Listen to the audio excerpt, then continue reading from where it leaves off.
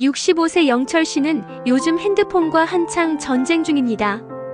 전쟁이라 해도 총 대신 손가락을 들고 적은 자식도 친구도 아닌 바로 스마트폰이죠. 하루는 거실에서 고성이 들렸습니다. 야야, 이거 왜 없어졌냐? 시계가 사라졌어.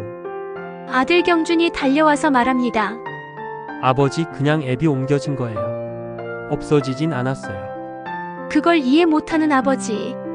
옆에서 웃으며 둘째 민준이 한마디 더 얹습니다. 아버지 스타일은 아날로그잖아요.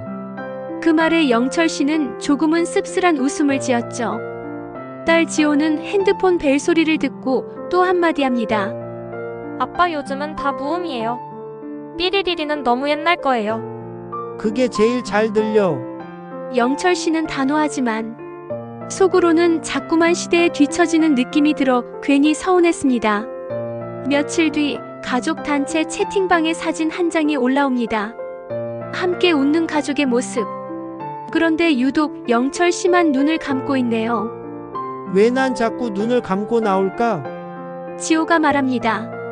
찰칵 전에 아빠가 먼저 눈 감으시잖아요. 다음엔 제가 연사로 찍어드릴게요.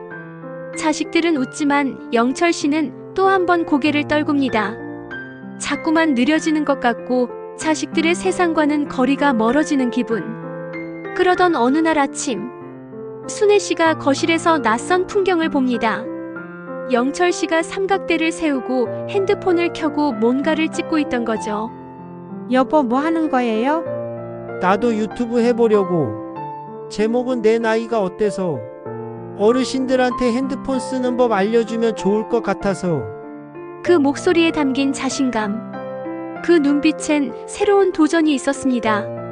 그리고 며칠 후 단톡방에 공유된 영상 하나. 내 나이가 어때서 1편. 벨소리 바꾸는 법. 지호는 채팅창에 웃으며씁니다. 아빠 진짜 대박 키읔키읔키읔. 엄마 배경 웃음소리도 들어가요. 경주는 좋아요를 누르고 민주는 영상을 친구들에게 공유합니다.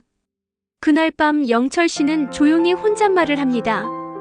핸드폰이 어려운 게 아니었어. 늙은 건 내 마음이었지. 그리고 다시 카메라를 켭니다. 안녕하세요, 영철입니다. 오늘은 문자 글씨 키우는 법 알려드릴게요. 어렵지 않아요.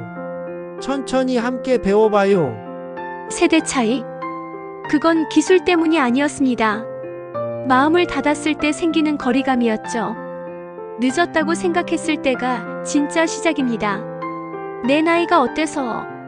지금부터 나의 이막이 시작됩니다. 구독, 좋아요 한 번만 눌러주세요.